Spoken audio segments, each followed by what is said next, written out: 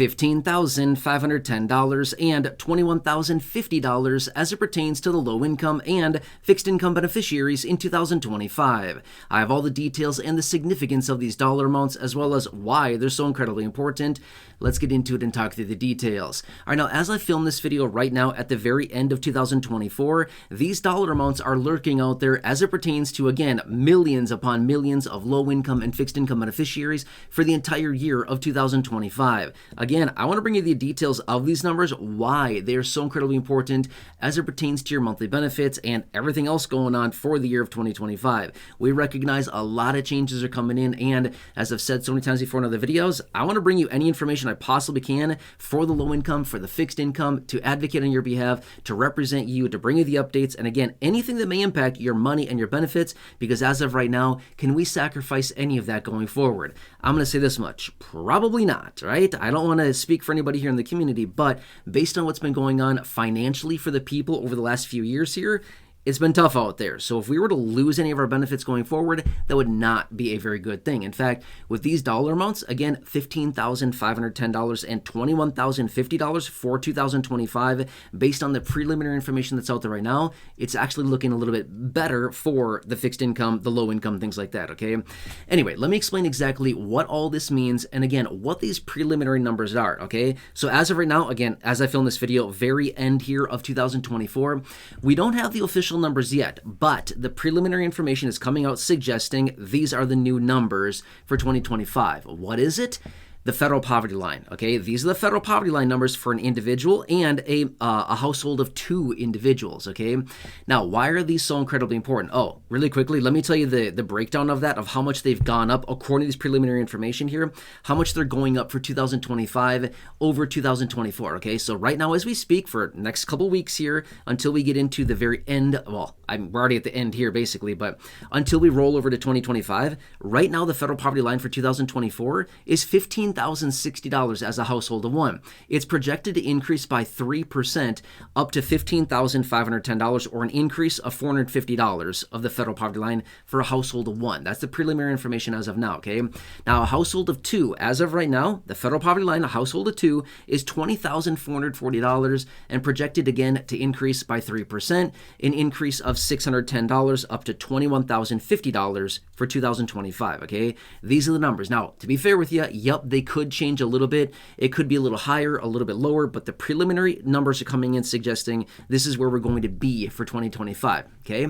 Now, why are these important? Well, if you've been watching the videos on the channel for a while now, maybe you've heard me say this before in other videos, but here's why this is so incredibly important. When it comes down to fixed income benefits and eligibility for any, well, I shouldn't say any, most programs that are out there. For example, SNAP benefits, Supplemental Nutrition Assistance Program. Some people call it food stamps. Some people call it EBT. How do they determine your eligibility? Well, there's a few different factors, but one of them is your overall household income as a percentage of the federal poverty line. Okay, that's like a major factor right there. Okay, that's just for SNAP. Now think of other programs that are out there as well. The LIHEAP, Low Income Home Energy Assistance Program, exactly the same thing there. They look at your overall income as a percentage of the federal poverty line, and that's how they determine it. Next program, LIHWAP, again, Low Income Home Water Assistance Program, same thing there. It's a percentage of overall household income. There's other programs, the Weatherization Assistance Program, WAP, again, a percentage of your household based on federal poverty line. The ACP, Affordability Connectivity Program, internet program, discounted there. Again, percentage of the federal poverty line. And again, the list goes on and on. We could talk about TANF, Temporary Assistance for Needy Families, WIC, Women, Infant, Children, the program there. Again, I could sit here and rattle off all kinds of programs. Virtually all of these, well, I mean, all of these to some degree, are your income as a percentage of the federal poverty line.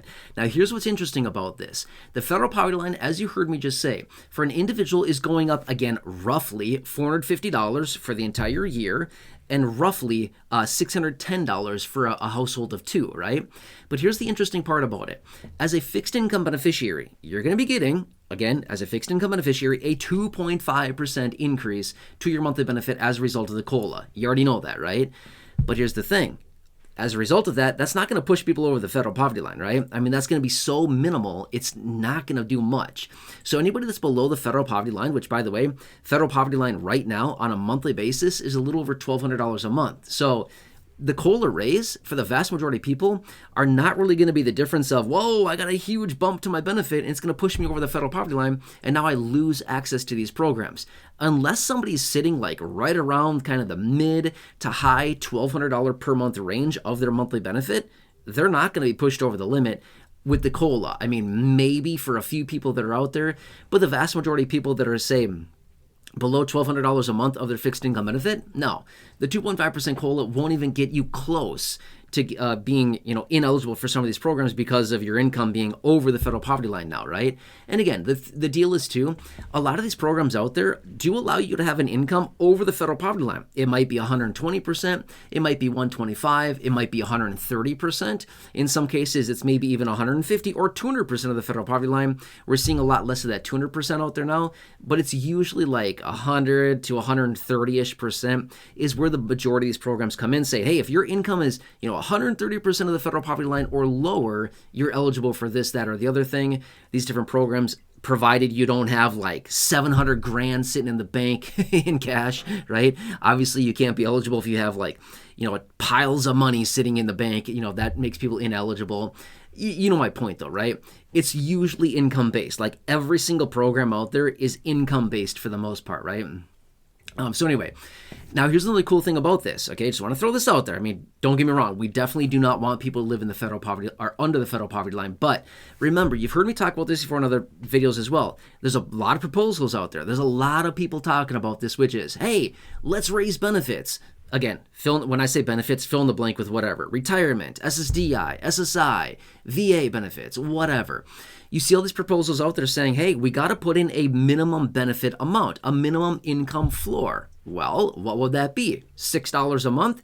No, the federal poverty line. That's what they're talking about is when the federal poverty line goes up every single year, which it goes up virtually every single year, when that goes up, in the event that lawmakers come forward and say, hey, we're finally going to do this, we're going to put in an income floor called basically kind of like a basic income or a guaranteed income. Everybody is guaranteed a certain amount of income. And they basically say, we're going to set it at the federal poverty line. So if they were to do anything like this, and if they were to raise benefits up to the federal poverty line, that just means you've locked in another raise, right? So the higher the federal poverty line goes, at some point in the future, who knows when, but if lawmakers ever come to their senses and raise benefits up to a minimum benefit of the federal poverty line, you basically just locked in more money. Does that kind of make sense, right?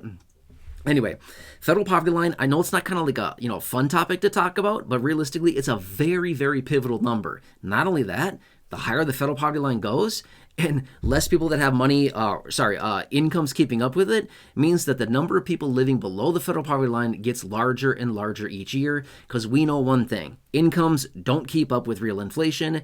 Therefore, federal poverty line continues to go up, inflations go up too, not nearly as much. That means more people falling below the line every year, right? Which, by the way, right now, it's about 40 million people living in poverty in this country. I don't think that's an achievement to be proud of. I don't know. Maybe the objectives of people, lawmakers is different, but I would say that's not really like the overall objective. I would say anyway. So anyway, this is what I wanted to share with you again. Once we roll over to the new year, we'll get the official announcements here. It's going to be, a few days after the beginning of the new year is usually when we get that kind of adjustment to the federal poverty line. When we get that, of course, I'll bring it to your attention right away and let you know where we're sitting for the year. But this is what we're at right now, the preliminary information. So hope this helps you to some degree. Again, I want to keep you posted on this just so we can all stay aware of what is going on, the updates, the information pertaining to you, your money, your fixed income benefit, and any other programs you may be taking advantage of. I'm here for you, okay? Got to stick together right now. I know it's such a rough time out there, and I can tell you this much. 2025 is going to be a very interesting year. A lot of things happen. I guarantee it. Stay tuned. I'll be here for you in any way that I can be. Please subscribe down below. Totally free to do so. Feel free to share the video. There's a share button right down below as well with your friends, family, social media. If you can just think of one or two people that would benefit from this information, go ahead and share this with them. Otherwise, check out the other videos here on the channel. 5,000 plus videos in the video library. The popular videos have hand selected for you down below in the description or the top of the comment section. And right now showing up on your screen as well. You'll see some videos there. Thank you. Really, really appreciate you. Have a nice day. Thanks for being part of this community. I truly do appreciate all of you. Again, we've got to stick together right now. I will do whatever I possibly can to help you. Just enjoy your day. Happy holidays.